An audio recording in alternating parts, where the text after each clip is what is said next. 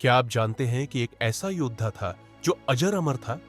एक ऐसा बलशाली जिसने अपनी शक्ति से सूर्य को पकड़ने की कोशिश की, जिसकी गति वायु से भी तेज थी और जिसकी भक्ति इतनी प्रबल थी कि स्वयं भगवान राम भी उसे गले लगा लेते थे। लेकिन क्या आपने कभी सोचा है कि भगवान हनुमान का जन्म कैसे हुआ? क्यों उन्हें अमरता का वरदान मिला?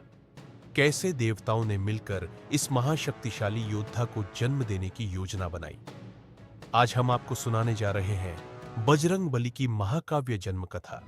रावण का आतंक, स्वर्गलोक की प्रार्थना, अयोध्या की पृष्ठभूमि, किष्किंधा की संघर्ष और फिर भगवान हनुमान का चमत्कारी जन्म। तो इस वीडियो को अंत तक जरूर देखें, क्योंकि यह सिर्फ एक कहानी नहीं बल्कि सनातन धर्म के सबसे बड़े रहस्य में से एक है। लंका नगरी राक्षसों का गढ़ बन चुकी थी। महाबली रावण, जो महर्षि विश्रवा और राक्षसी कैकसी का पुत्र था, अपनी शक्ति के अहंकार में देवताओं और ऋषियों पर अत्याचार कर रहा था। रावण ने अपनी तपस्या से ब्रह्मदेव से अमरता का वरदान प्राप्त किया था।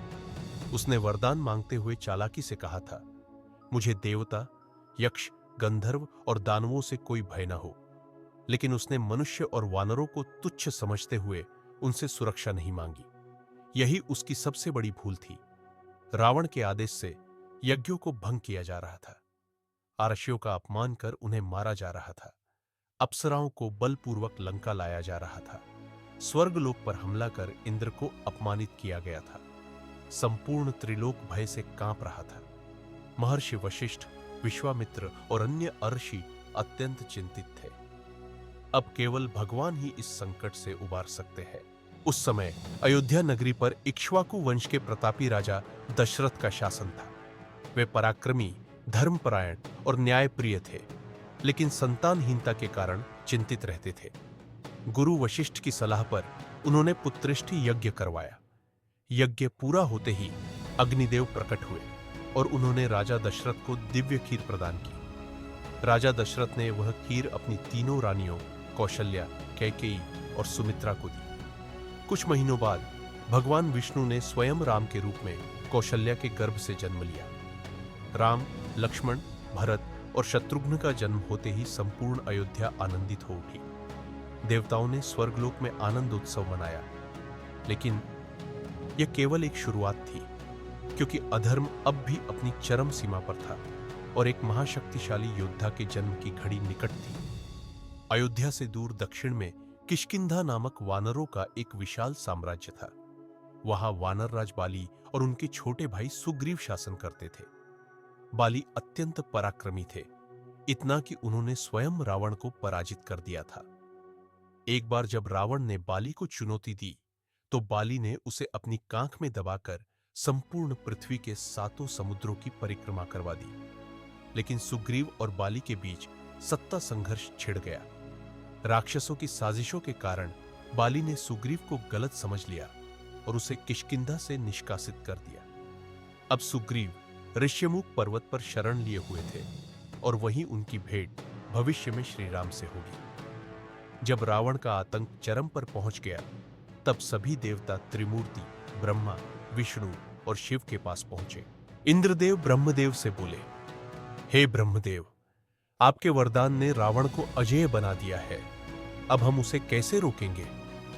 भगवान विष्णु मुस्कुराए और बोले, रावण को देवता, यक्ष, गंधर्व या दानव नहीं मार सकते, लेकिन उसने वानरों और मनुष्यों से सुरक्षा का वरदान नहीं मांगा।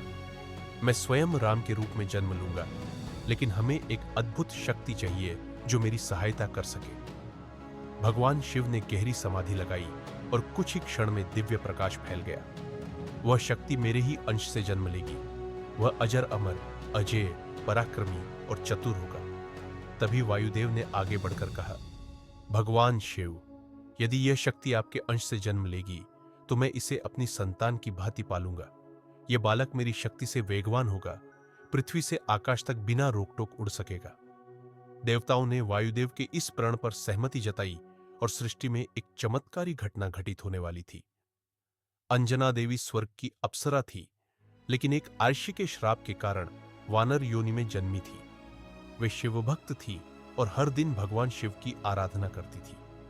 उसी समय अयोध्या में राजा दशरथ के पुत्रेष्टि यज्ञ की खीर से एक आकाशीय घटना घटित हुई। एक गरुड़ वह खीर का एक अंश अपनी चोंच में लेकर उड़ गया और किष्किंधा के घने जंगलों में जा पहुंचा। वह खीर अंजना देवी की कुटिया में गिर गई। उन्होंने इसे भगवान शिव का प्रसाद समझकर ग्रहण किया और फिर पूरे वन में दिव्य प्रकाश फैल गया। वानर समुदाय चमत्कृत हो उठा। देवताओं ने स्वर्ग से पुष्प वर्षा की। अंजना देवी ने एक दिव्य पुत्र को जन्म दिया, हनुमान। जन्म लेते ही बाल हनुमान ने आकाश की ओर देखा और मुस्कुराए। तभी आकाशवाणी हुई, यह बालक शिव का अवतार है। यह बल, बुद्धि और भक्ति का अद्भुत संगम होगा। वायुदेव ने हनुमान को गोद में उठाया और बोले, यह मेरा पुत्र है, इसे कोई शस्त्र पराजित नहीं कर सकेगा। यह वेग से चलने वाला, अपार शक्ति से युक्त और राम का परम भक्त बनेगा। हनुमान जी का जन्म केवल एक घटना नहीं थी, यह अधर्म के नाश और धर्म की पुनर्स्थापना का संकेत था। तो दोस्तों, यह थी भगवान हनुमान की अद्भुत जन्म कथा। रावण के अत्याचार से लेकर अयोध्या के राजकुमार राम के जन्म तक, किष्किंधा के वानरों की कथा और फिर उस महाशक्ति का अवतरण जिसने पूरी दुनिया को अपनी भक्ति और पराक्रम से चौंका दिया। लेकिन क्या आप जानते हैं कि बाल हनुमान ने बचपन में कौन कौन से चमत्कार किए? कैसे उन्होंने सूर्य को फल समझकर निगल लिया? कैसे इंद्रदेव के वज्र से टकराकर वे अमरता प्राप्त कर गए? अगर आप ये सब जानना चाहते हैं तो हमारे चैनल को अभी सब्सक्राइब करें और बेल आइकन दबाना न भूलें। अगली वीडियो में हम जानेंगे हनुमान जी के बचपन के वो अद्भुत किस्से जो शायद ही आपने सुने होंगे। जय श्री राम, जय बजरंग बली।